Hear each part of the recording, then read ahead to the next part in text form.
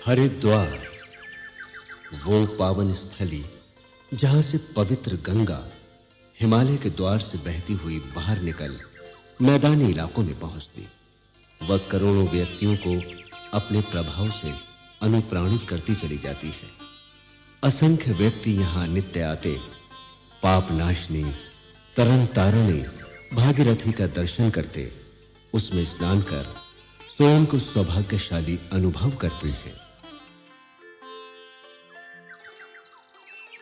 यह स्थान है हर की पैड़ी, जहां आज विशिष्ट पर्व के दिन धर्मनिष्ठ तीर्थयात्री एकत्र हैं और 2 पर्वों को एक साथ मना रहे हैं। एक है गंगा दशहरा, अर्थात वो पुनीत पर्व जिस दिन गंगा का अवतरण हुआ था। स्वर्ग से उतरकर गंगा प्रलयंकर महाकाल भगवान शिव की जटाओं से होती हुई धरित्र पर शुष्क आतप अंतःकरणों को अभिसिंचित करने बहती चली आई।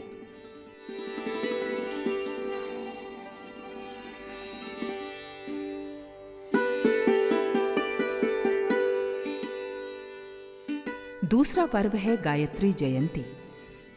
गायत्री वेद माता कही जाती हैं। प्रजापति ब्रह्मा के मुख से चारों वेद अपौरुषेय वाणी के रूप में पहले गायत्री मंत्र के रूप में जिस दिन अभिव्यक्त हुए, ये वही गायत्री जयंती पर्व है। गंगा और गायत्री दोनों भारतीय संस्कृति में बड़ा महत्व रखते हैं। दोनों ही ने इस राष्ट्र की आध्यात्मिक पृष्ठभूमि बनाने में बड़ी महत्वपूर्ण भूमिका निभाई है। गायत्री मंत्र करोड़ों व्यक्तियों को सन्मार्ग पर चलने की आदिकाल से प्रेरणा देता आया है एवं भागीरथ के तप से अवतरित गंगा जन जन की गहन श्रद्धा की प्रतिमूर्ति है। आज एक और विशिष्ट अवसर इन 2 महापर्वों के साथ उपस्थित हुआ है। वो है सप्त ऋषियों की तपस्थली सप्त सरोवर में स्थित विश्व भर में फैले प्रज्ञा परिजनों के आराध्य गुरु वेदमूर्ति युग दृष्टा युग ऋषि पंडित श्री राम शर्मा आचार्य का स्थूल शरीर के बंधनों से मुक्त होकर ब्रह्मलीन होना। शांति कुंज वो तपस्थली है जिसे नूतन सृष्टि के सृजिता इस युग के विश्वामित्र ने अपनी कठोर साधना द्वारा विगत 20 वर्षों में ऊर्जा से अनुप्राणित कर करोड़ों व्यक्तियों के मन को मथ कर उन्हें सन्मार्ग पर चलने की प्रेरणा दी, दिव्य संरक्षण प्रदान किया एवं अपना ममत्व उन पर लुटाया। उनकी अर्धांगिनी तपश्चर्या में सहभागिनी माता भगवती देवी गायत्री जयंती के दिन प्रातःकाल की वेला में संबोधित कर रही हैं। उस समय जब वो महामानव स्वयं सूक्ष्मीकृत होने को उद्यत है, उन्हें वो सारी अनुभूति है जो एक महामानव के रूप में ऋषिका को हो सकती है। जिस तरीके से दधीच जी ने अपनी हड्डियां दी थी, हड्डियां तो बेटे इसी मायने में उन्होंने दे डाली हैं, हड्डियां कहाँ हैं। सारी जिंदगी उन्होंने किस कदर इस मिशन को मेहनत करने में और इस फुलवारी को बनाने में लगाया है, ये आपके सुपुर्द ये कर दिया है। शरीरों का तो क्या है, अब जाने वाला जाएगा, अब नहीं जाएगा फिर जाएगा। जिस तरीके से गायत्री माता और गुरु जी को छाती से लगाए रहते हैं, हर समय लगाए रहते हैं, आपको भी इसी तरीके से लगाए रहेंगे, आप विश्वास करना। पूज्य गुरुदेव की एकांत साधना में जाने से पूर्व वे दोनों साथ साथ आते, परिजनों को संबोधित करते और प्यार भरी मुस्कान बिखेरते जाते। जैसे माता जी और हम दो हैं, नहीं दो नहीं मालूम पड़ता है। अर्ध नारी नटेश्वर का की छवि एक देखी थी हमने कि जिसमें शंकर जी जो थे आधे शंकर जी थे और पार्वती जी आधे थे। हम और दो का वास्तव में इसी तरह का हो गया। हम दोनों में भिन्नता रह गई है, नहीं भिन्नता नहीं, हृदय में भिन्नता रह गई है, न वाणी में भिन्नता रह गई है, न मन में भिन्नता रह गई है, न कहीं भिन्नता रह गई है। गुरु जी से कभी आप मिल लें या प्रणाम कर लें तो आप ये मान लेना गुरु जी को प्रणाम कर लिया। माता जी को प्रणाम करना, गुरु जी को प्रणाम करना है। गुरु जी को प्रणाम करना, गायत्री माता को प्रणाम करना। एक सिद्धि आपको बता सकते हैं कि जब कभी आपको इस बात की इच्छा हो कि गुरुजी से संपर्क बनाना है, बात करनी है, कुछ हमसे कहना है, उनसे सलाह करना है, तो एक काम करना, 10 सांस लेना लंबी लंबी, और 10 सांस लेने के बाद में पेट खाली कर देना। पेट खाली करने से क्या हो जाएगा तो तुम्हें मालूम पड़ जाएगा कि हमारे पेट में जो कुछ था हमने निकाल दिया। सिर पर 10 बार हाथ कराना, ये मानना कि हमारे विचार जो थे वो सब चले गए। ये रविवार का दिन करा तो आप ज़्यादा अच्छा, रविवार दिन मुझे सोचा करा था। रविवार के दिन फिर ये कहना कि हमारे दिमाग में जो कुछ विचार आ रहे हैं हमारे गुरु जी के विचार आ रहे हैं, बस ये मान लेना। ये संपर्क का सबसे सस्ता टेलीफोन, इससे कोई सस्ता बन नहीं सकता। इसके हम आपकी सेवा करते रहेंगे और मुसीबत के वक्त में ख़ास तौर से करेंगे। आपको एक्सीडेंट हो जाए, भगवान न करे, साइकिल से, तो हम आपको छपाखाने पहुंचाएंगे कि अपना खाना खाएंगे नहीं, हम खाना फेंक देंगे, चाय फेंक देंगे और सबसे पहले आप कंधे पर रख करके अस्पताल पहुंचाएंगे और आपकी ठीक करेंगे। ये हमारा काम है। हम आपकी सेवा करना, आपकी सहायता करना, आपको ऊंचा उठाना, आपको आगे बढ़ाना, ये हमारा काम है और हम करते ही रहेंगे। जब से हमने संभाला है होश तक उस समय से किया है और आगे तक हमेशा ही करते रहेंगे। आपके लिए ये एक बात रही, ये हम आपको विश्वास दिलाए जाते हैं और यकीन दिलाए जाते हैं। गुरु जी से आपको लाभ ही मिलेगा, गुरु जी से कोई जोखिम नहीं है, गुरु जी से कोई जोखिम नहीं है आपको, गुरु जी से आपको लाभ ही लाभ है सारी जिंदगी भर। लेकिन आज परमहंस के साकार रूप आचार्य श्री नवनिर्माण के अपने हर कार्य में सहयोगिनी माँ शारदा की प्रतिमूर्ति माँ भगवती देवी को सारी शक्ति देकर महाप्रयाण कर चुके हैं। हर परिजन आज शोक विह्वल है, संतप्त है। अपने अभिभावक संरक्षक का साथ अप्रत्यक्षतः अपने ऊपर से उठ जाने पर ऐसा ही भाव विह्वल कर देने वाला दृश्य आज शांति कुंज में देखा जा रहा है। समाधि स्थल, सजल श्रद्धा, प्रखर प्रज्ञा नाम से जाने जाने वाले इन स्मारकों के सम्मुख गंगा की पावन धारा पर बने शांति कुंज में अपनी स्थूल काया को अग्निदेव को समर्पित करने का उन्हीं का निर्देश था। आचार्य श्री ने ये स्मारक आज से 8 वर्ष पूर्व स्वयं अपने मार्गदर्शन में तैयार करवाया था। यही स्मारक आज उनकी पुण्य स्थली बनने जा रहा है।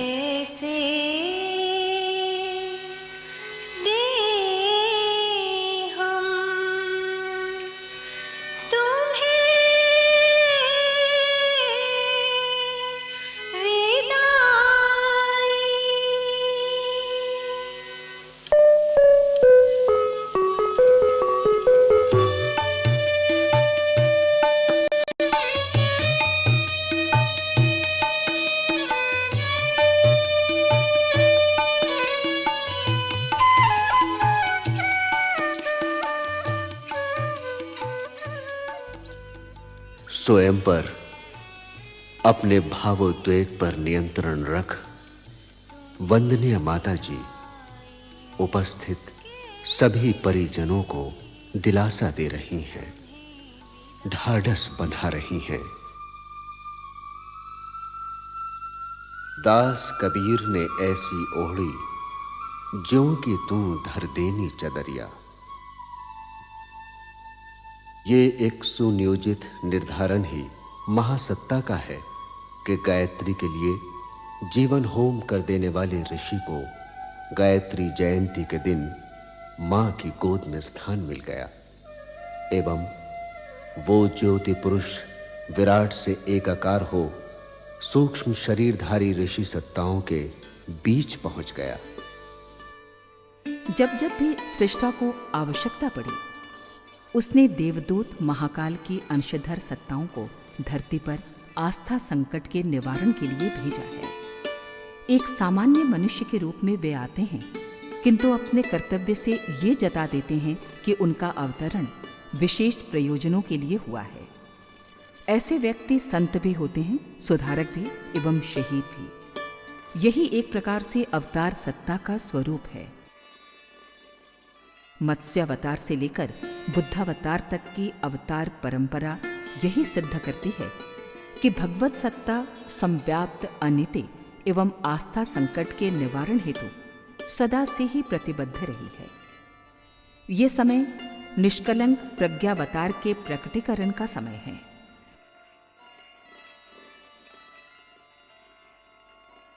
महाकाल समूचे मानव जाति को झकझोरकर परिस्थितियों को बदलने, विचार क्रांति का ताना बाना बुनने में लगा है। लाल मशाल उसी विचार क्रांति का दशमावतार के अवतरण का प्रतीक है। महात्मा बुद्ध ने संघम शरणम गच्छामि, धम्मम शरणम गच्छामि, बुद्धम शरणम गच्छामि का महामंत्र उन दिनों दिया जब धर्म के नाम पर अनाचार, परंपराओं, मूल मान्यताओं की मृग मरीचिका में जन समुदाय जकड़ा हुआ था। उन्हीं के काम को आगे बढ़ाने प्रज्ञा अवतार का प्रकटीकरण पूज्य आचार्य श्री के रूप में इस शताब्दी में हुआ है। Ramakrishna Paramhansa, Vivekananda, Dayananda, Gandhi, Alexander Fleming, Rabindranath Tagore, Subhash Chandra Bose, Einstein, Karl Marx, Immanuel Kant, शहीद भगत सिंह विगत 1.5 शतक में जन्मे हैं और महत्वपूर्ण कार्य कर वातावरण को इतना ऊर्जा संपन्न बना गए कि देव तत्व अंशधारी आत्माएं तनिक से पुरुषार्थ से ही तप सृजन का निमित्त बन सके।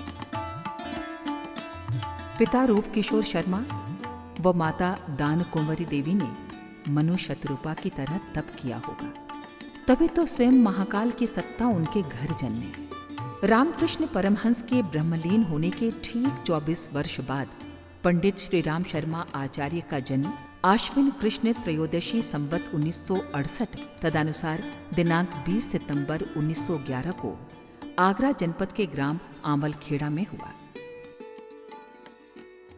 प्रस्तुत स्थान वो है जहां पहली बार इस धरित्री पर श्री राम नामक बालक अवतरित हुआ। इस स्थान पर आज एक भव्य स्मारक विनिर्मित हो चुका है। आगरा से अलीगढ़ मार्ग पर जलेसर रोड पर आंवलखेड़ा नामक यह कस्बा अब युग तीर्थ बन चुका है। एक जमींदार ब्राह्मण परिवार में जन्मे इस बालक में बाल्यकाल से ही साधना के बीजांकुर थे। उनके तत्कालीन मित्र पंडित बेनीराम जी उनके बारे में बताते हैं। मेरा उनका संपर्क सन 20-21 अब से 65-66 वर्ष पहले का था। यह प्राइमरी स्कूल यहाँ था आंवलखेड़े में, तो मैं था ऊंची कक्षाओं में, वो थे नीची कक्षाओं में। तब से मेरा उनका संपर्क रहता रहा और बालकाल में ही बहुत सी बातें उनकी ऐसी होती थी जिससे मालूम पड़ता था कि भविष्य में कुछ न मालूम ये कौन बनेंगे। उनकी मुझे याद है उस काल में वो एक रामायण की चौपाई सुनाया करते थे निराकार ब्रह्म के ऊपर।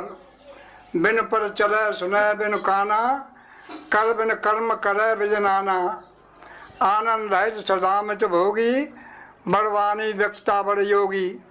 ये निराकार ब्रह्म के गुण हैं। औपचारिक शिक्षा यद्यपि वो पूरी कर सकते थे, किंतु अध्यात्म साधना में गहरी अभिरुचि के कारण मात्र प्राथमिक कक्षा तक का शिक्षण लेकर घर में ही संस्कृत, हिंदी व उर्दू की पढ़ाई वे करते रहे। जब भी खाली होते वे साधना हेतु अमराई में अकेले ही बैठे पाए जाते। एक बार वे घर से भागकर हिमालय की ओर चल पड़े। ऐसी तीव्र पुकार थी हिमालयवासी सूक्ष्म शरीरधारी ऋषि सत्ताओं की कि वो रुक नहीं पाए। आयु मात्र 9 वर्ष की थी। पता चलने पर घरवाले काफी दूर से उन्हें वापस लेकर आए। शायद हिमालय जाने का अभी समय नहीं आया था। 10 वर्ष की आयु में महामना मदन मोहन मालवीय जी के हाथों बनारस में उनका यज्ञोपवीत हुआ। उन्होंने गायत्री मंत्र कान में फूंककर बालक श्री राम को द्विजत्व प्रदान किया व एक सूत्र दिया, गायत्री ब्राह्मण की कामधेनु है। ब्राह्मण वो जो त्यागी तप में जीवन जीता हो। 15 वर्ष की आयु पूरी हुई। 1926 का वसंत पंचमी का दिन, प्रातःकाल का समय। पूजा करते समय बालक श्री राम को विचित्र अनुभूति हुई। दीपक के मध्य से एक दिव्य प्रकाश पुंज प्रकट हुआ एवं उसमें उन्हें एक छायाकृति दिखाई दी। वो आकृति थी उनकी गुरु सत्ता की।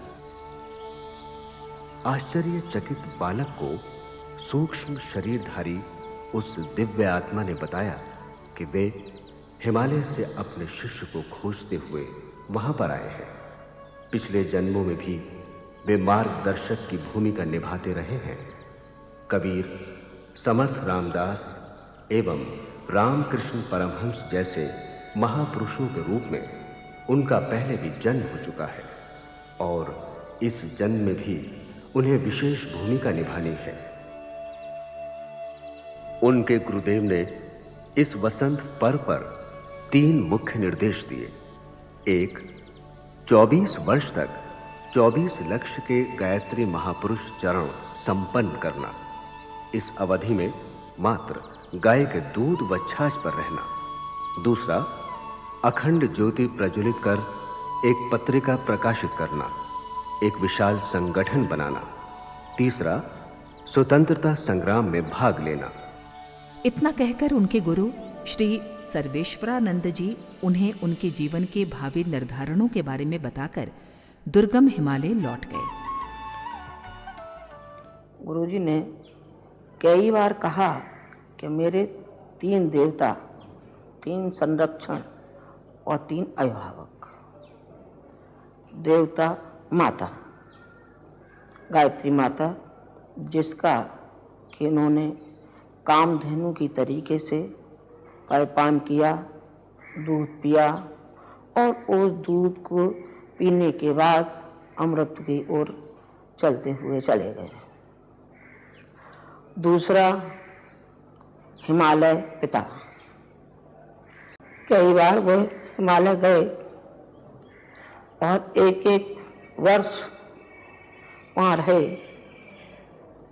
वहाँ उन्होंने जो ज्ञान अर्जन किया, वहाँ से प्रेरणा उनको मिली उस हिमालय पिता के द्वारा। और तीसरा, उनका गुरु सत्ता। गुरु सत्ता से जो उनको प्राप्त हुआ, तीनों से जो उनको प्राप्त हुआ, वो अनुकरणीय है, उदाहरणीय है। इसके द्वारा वो बढ़ते हुए आगे चलते हुए चले गए। करुण, संवेदनशील साधक का उनका सहज स्वरूप था।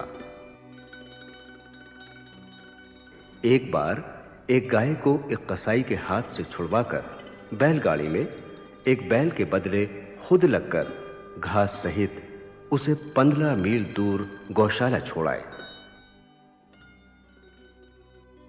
हरिजन महिला छपको के हाथ में गैंग्रीन था। घर वालों के मना करने पर भी उन्होंने उसकी खूब सेवा की। स्वस्थ होकर उसने ढेरों आशीर्वाद दिए। एक मुसलमान साहूकार की बहू को युवक श्री राम ने जलते घर से तब बाहर निकाला जब घरवाले उसकी चिंता न कर सामान की परवाह कर रहे थे। किसानों की व्यथा उनकी अपनी व्यथा थी। किसानों के बीच जाकर वे उन्हें प्रेरणा देते, नए सुधारों से अवगत कराते। महिलाओं को स्वावलंबी बनाने के लिए उन्होंने 20 वर्ष की आयु में एक बुनता घर बनाया। कांग्रेस का आंदोलन चरम शिखर पर था।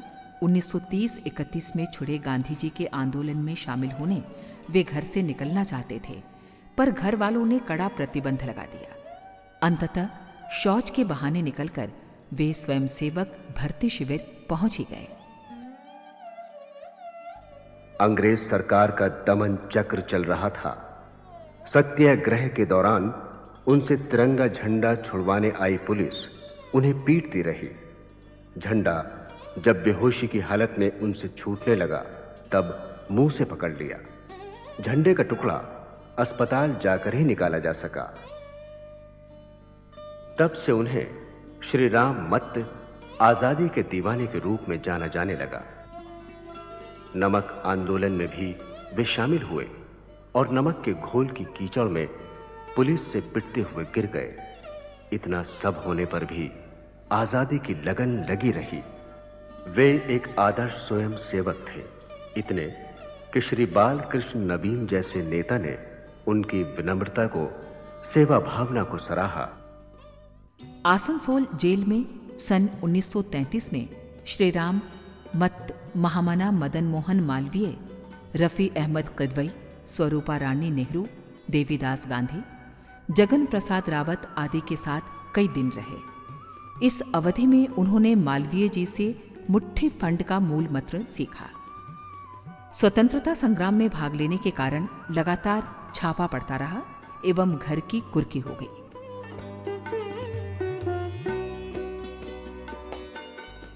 आंदोलन के दौरान उनके द्वारा एक लगान बंदी के आंकड़े इतने प्रामाणिक पाए गए कि शासन ने उस आधार पर लगान माफी की घोषणा कर दी। जेल यात्रा के दौरान ही उन्होंने तसले पर कोयले से लिखकर अंग्रेजी सीखी। अपने मधुर स्वभाव के कारण बालक कैदियों के शिक्षक बनाए गए। अपनी सारी धन संपत्ति जो पिता से मिली थी उन्होंने दान कर दी। बालकों के लिए एक इंटर कॉलेज की स्थापना की जो उनकी मां के नाम पर हुई। जो हमारे साथ रहे हैं, जिन्होंने नज़दीक से हमको पढ़ा है, वो हमें समझ सकते हैं कि हम दोनों किस तरीके से रहते थे। यहाँ कोई भुक्कड़ थे नहीं, भुक्कड़ नहीं थे, बहुत था हमारे पास। जो हमने गायत्री तपोभूमि के लिए जमींदारी के बॉन्ड दे दिए, जो बचा उनके पिता का माँ का, सो उन्होंने इंटर कॉलेज बना दिया, अपने गांव में इंटर कॉलेज बना दिया। दूसरा लड़कियों का इंटर कॉलेज बन गया, 2-2 इंटर कॉलेज चल रहे हैं। उन्होंने कहा कि माता पिता का पैसा माता पिता के श्राद्ध में ही लगना चाहिए। दैनिक समाचार पत्र सैनिक में जो आगरा से प्रकाशित होता था उसका संपादन कार्य भी करते रहे तथा स्वतंत्रता आंदोलन में भाग लेते रहे। मौन तपस्या करने वाले इस साधक ने गुरुसत्ता के परोक्ष निर्देश पर रविंद्रनाथ टैगोर से शांति निकेतन में, गांधी जी से साबरमती में तथा योगीराज अरविंद से पौंडीचेरी में सत्संग कर आध्यात्मिक क्षेत्र के माध्यम से व्यक्ति निर्माण और युग निर्माण का बीड़ा हाथ में लिया। पूरे भारत की यात्रा उनने की।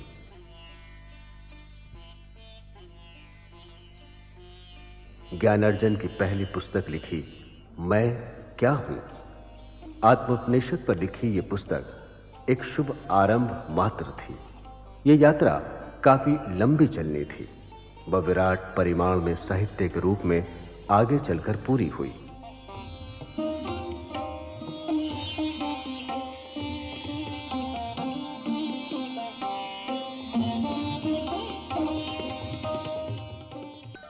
अखंड ज्योति का पहला अंक सन 1940 में प्रकाशित हुआ। 1943 में वंदनिया माताजी का उनके जीवन में प्रवेश हुआ। उन्होंने आतिथ्य परंपरा से लेकर हर कार्य में अपने आराध्य का साथ निभाया।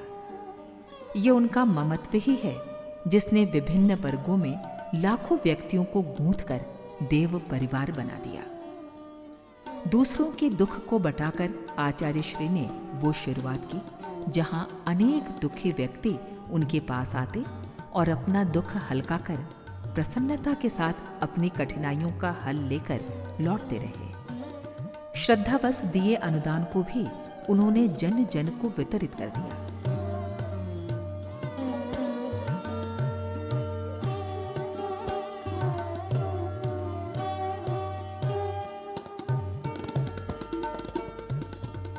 जीवन यात्रा चलती रही।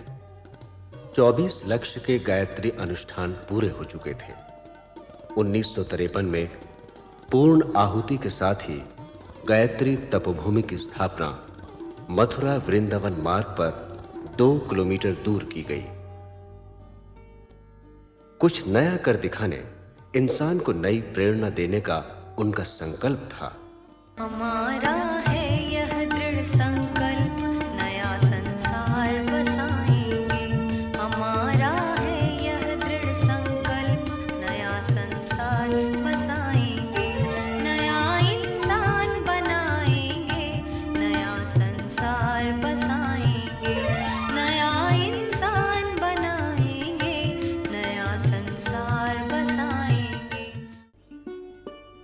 गायत्री महाविज्ञान ग्रंथ बनकर तैयार हुआ।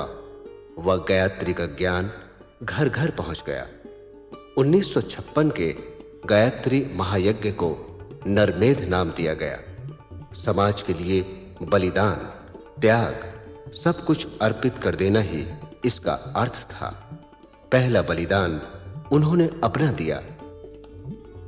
पंडों ने उनका प्रतिरोध किया, किंतु प्रतिगामियों के इस विरोध के बावजूद उन्होंने 1958 में सहस्त्र कुंडीय गायत्री महायज्ञ आयोजित किया, जिसे ब्रह्मास्त्र अनुष्ठान नाम दिया। इस यज्ञ के माध्यम से एक विशाल संगठन खड़ा हो गया। न जाने कहां से धन आया और लाखों व्यक्तियों की व्यवस्था होती चली गई। इस संबंध में गुरुदेव ने स्वयं कहा, हमारे पास बहुत पैसा है। आपने गायत्री तपोभूमि में देखा है, लाखों रुपए की जायदाद है। युद्ध निर्माण योजना देखी है, लाखों रुपए की जायदाद है। खंडोत कार्यालय का प्रयास और दूसरा देखा है, लाखों रुपए की जायदाद है। आपने शांति कुंज देखा है, लाखों रुपए की जायदाद है। आपने गायत्री तीर्थ गायत्री नगर देखा है, ये लाखों रुपए की जायदाद है। आपने यहाँ वर्चस्व देखा है, ये भी लाखों रुपए की जायदाद है। लाखों रुपए की तो ये बिल्डिंगें हैं, और बिल्डिंगों के अलावा इन बिल्डिंगों के साथ साथ में जुड़े हुए जो खर्चे हैं, ये बहुत पैसा खर्च होता है। ये क्या हो गया, हमने बोया और काटा। ये क्या है हमारी, ये है आराधना समाज के लिए, भगवान के लिए। आर्य समाज के प्रधान आनंद स्वामी का उनके बारे में मत था कि स्वामी दयानंद के कार्य को आचार्य श्री ने आगे बढ़ाया है। 1960-61 में दिव्य सत्ता के निर्देशों पर आचार्य श्री हिमालय यात्रा पर गए। दुर्गम हिमालय में वे 1.5 वर्ष तक रहे। कठोर तप किया। प्रकृति के सानिध्य में अकेले कैसे रहा जा सकता है, इसकी साक्षी स्वरूप सुनसान के सहचर पुस्तक लिखी। उन्हीं दिनों आर्ष ग्रंथों का अनुवाद गंगोत्री से करके सुगम भाष्य प्रस्तुत किया गया। चारों वेद, 108 उपनिषद, दर्शन, पुराण, स्मृति, ब्राह्मण, आरण्यक का सुगम भाष्य लिखकर उनने जन जन तक पहुंचाया। विनोबा भावे ने उन्हें मस्तक से लगाकर अपनी शुभकामनाएं आचार्य जी तक पहुंचाई। सर्वपल्ली डॉक्टर राधाकृष्णन ने अपनी सम्मति इस प्रकार व्यक्त की, अकेले मेरे करने से क्या होगा। मैंने एक बात को जरा जोर से कहा था, शायद आपको ऐसी लगी हो, व्यक्ति को उठाने की बात, वही सबसे बड़ी बात है। वरना आप कहीं देख लीजिए, मन में आता है, अरे समाज में ये बुराई फैली हुई है तो मैं अकेला क्या करूंगा। देश के कोने कोने में गायत्री मंत्र पहुंचा, संस्थाएं बनी, लोगों तक पहुंचा। मैं उसके मूल में वही बात मानता हूं, उनकी बात में वो गहराई थी, क्योंकि उसके पीछे उनका स्वयं की तपस्या थी, चिंतन था और आचरण था, जिसके नतीजे में हजारों लोग उस तरफ चले और हजारों के नहीं लाखों चलते रहेंगे। 1966 की अखंड ज्योति पत्रिका की मुखपृष्ठ पर तांडव नृत्य करते हुए एक हलाहल पीने वाले महादेव का चित्र प्रकाशित हुआ। इन्हीं दोनों उन्होंने संकेत देना आरंभ किया था महाकाल एवं उसकी प्रत्यावर्तन प्रक्रिया के बारे में। आने वाला समय विषम है, ये बताकर सभी शिष्य परिजनों को नैष्ठिक साधना का भागीदार बनाकर स्वयं के लिए उच्च स्तरीय साधना का निर्धारण उन्होंने इन्हीं दिनों किया। 1971 में मथुरा को हमेशा के लिए छोड़कर स्वयं हिमालय जाने व वंदनीय माताजी द्वारा सारा तंत्र शांति कुंज हरिद्वार से संचालित किए जाने की घोषणा उनने की। विदाई लेने से पूर्व हर परिजन से मिलने वे पूरे भारत के दौरे पर निकले। स्थान स्थान पर गोष्ठियां की, सभाओं को संबोधित किया एवं संगठन को मजबूती का आधार दिया।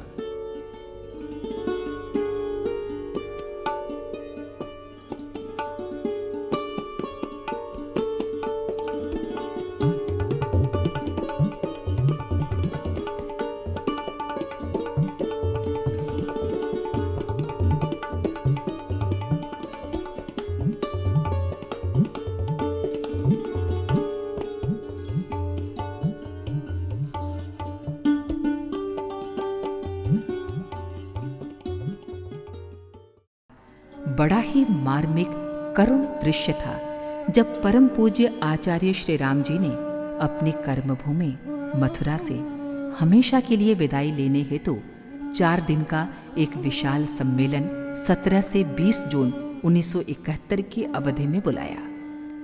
अपनी अंतर्व्यथा सबसे कही। समाज के नवनिर्माण युग निर्माण हेतु स्वयं कड़ा तप करने, वो औरों को प्रेरणा देते रहने का आश्वासन देकर वे 20 जून को मथुरा से प्रयाण कर गए।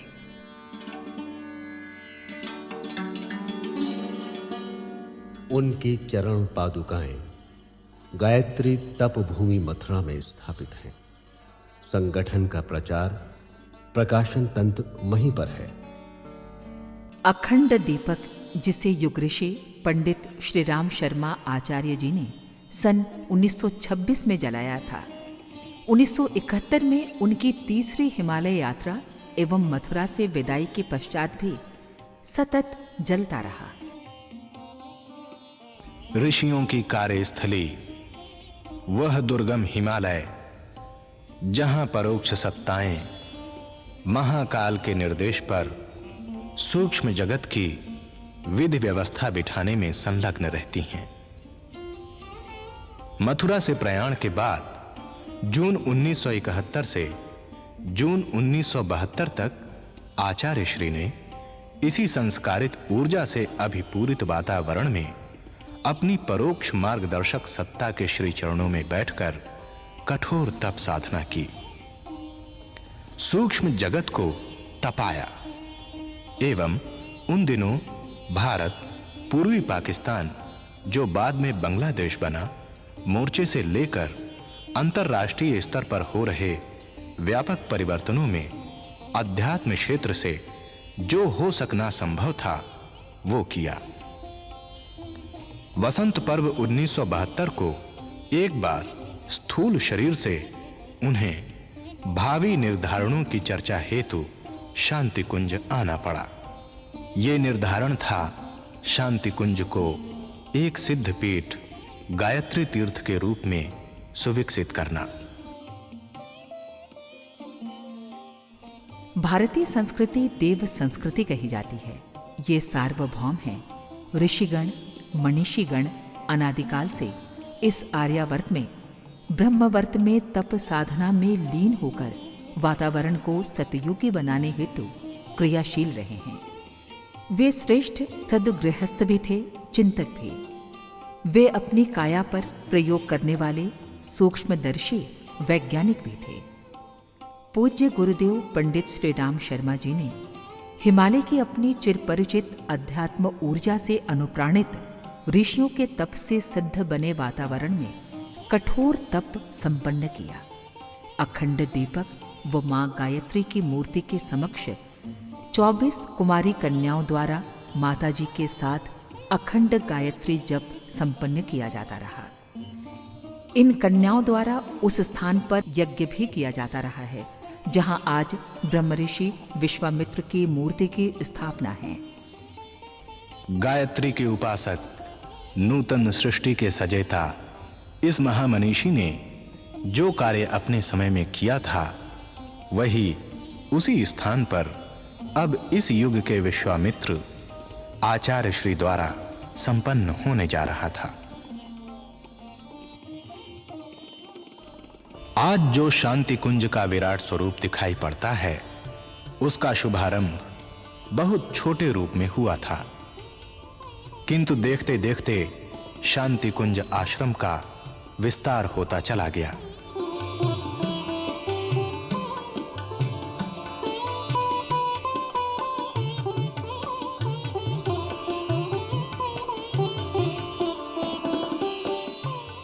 लोक सेवी प्रशिक्षण व नवयुग लाने के लिए आत्मबल संपन्न महामानवों को प्राण प्रत्यावर्तन करने हेतु साधना सत्र चलने थे। अतः गायत्री नगर से लेकर ब्रह्म वर्चस आरण्यक की विशाल स्थापनाएं 1971 से 1980 की संक्षिप्त सी अवधि में संपन्न हो गईं। ये एकाकी पुरुषार्थ उस ऋषि का था जिसने गायत्री के तत्वज्ञान को जन जन तक पहुंचाने का दृढ़ निश्चय किया था।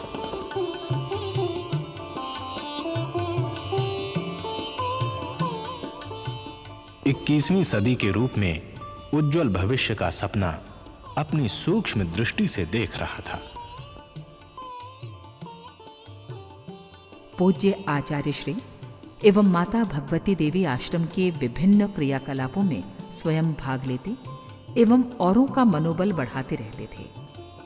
महर्षि अरविंद के पौंडीचेरी स्थित, टैगोर के शांति निकेतन आश्रम तथा गांधी जी के साबरमती आश्रम स्तर की सभी गतिविधियां इस परिसर में चलती रहती हैं, जिससे अगले दिनों महाकाल का घोंसला बनना था।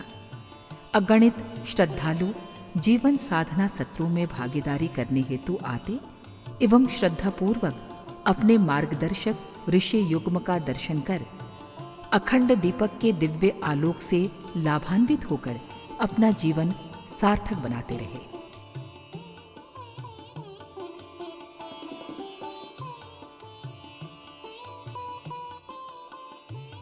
यहाँ महर्षि व्यास, वशिष्ठ, याज्ञवल्क, चरक, वाल्मीकि, पातंजलि, आर्यभट्ट, भागीरथ आदि की न केवल प्रतिमाएं वरन उनसे जुड़ी विभिन्न गतिविधियां भी इस पूरे क्षेत्र से संचालित की जाती रहीं।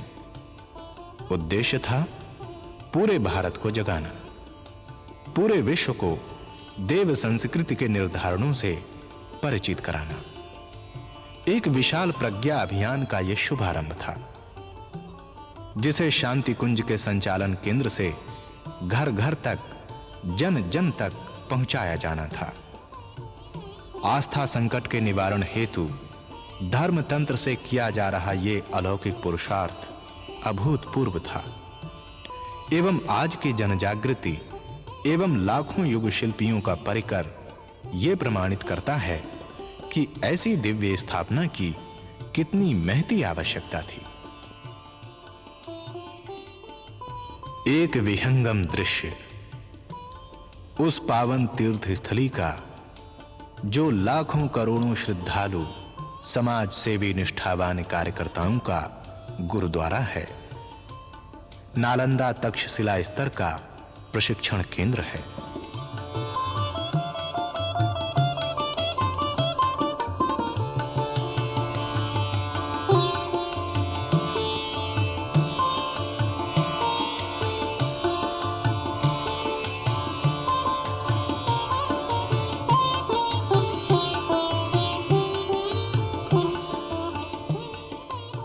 ऋषि परंपराओं के बीजारोपण की प्रक्रिया में बुद्धावतार के उत्तरार्ध प्रज्ञावतार की निष्कलंक चेतना द्वारा अपने पिछले कार्यकलापों का अगला संस्करण आरंभ किया।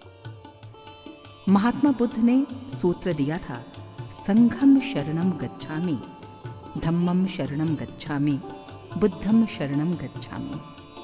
इसी सूत्र को क्रिया रूप देने के लिए लोकसेवी परिव्राजकों का शिक्षण शांतिकुंज में आरंभ किया गया।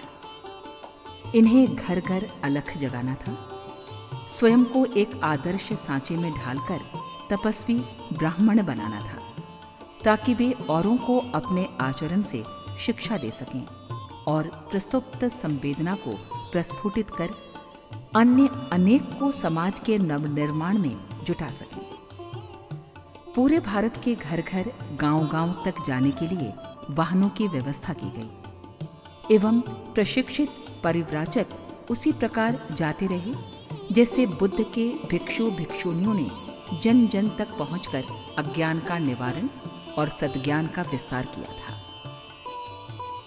धर्म प्रचार की पदयात्रा आज की परिस्थितियों को दृष्टिगत रखकर साइकिलों के माध्यम से संपन्न की जाने लगी। घर घर साहित्य पहुंचाने के लिए ज्ञान रथ चल देवालयों की स्थापना की गई, जो देखते देखते लोकप्रिय हो गए। ये अलख जागरण का इस युग का बुद्ध संस्करण था। घर घर अलख जगाएंगे हम, बदलेंगे जमाना। घर घर अलख जगाएंगे हम, बदलेंगे जमाना। स्वयं पूज्य आचार्य श्री दिसंबर 1972 में संक्षिप्त प्रवास पर अफ्रीका के उन परिजनों के बीच गए जो कभी सांस्कृतिक दूत बनकर भारत से गए थे।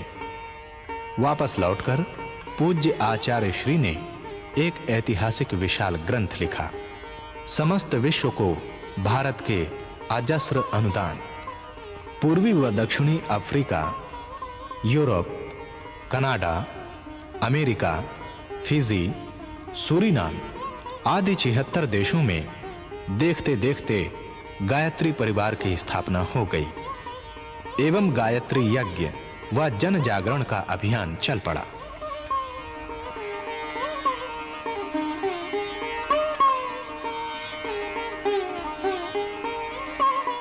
महर्षि व्यास ने आर्ष ग्रंथों की रचना की थी। 18 पुराण इनके द्वारा रचे गए थे। यही वो शाश्वत सनातन चिंतन है जो भारतीय संस्कृति का प्राण कहा जाता रहा है। इसी परंपरा को आचार्य श्री ने इस युग में पुनः दोहराया एवं सभी आर्ष ग्रंथों का सरल सुगम भाष्य प्रस्तुत किया। मानव जीवन को दिशा देने वाले अगणित ग्रंथ उनके द्वारा लिखे गए।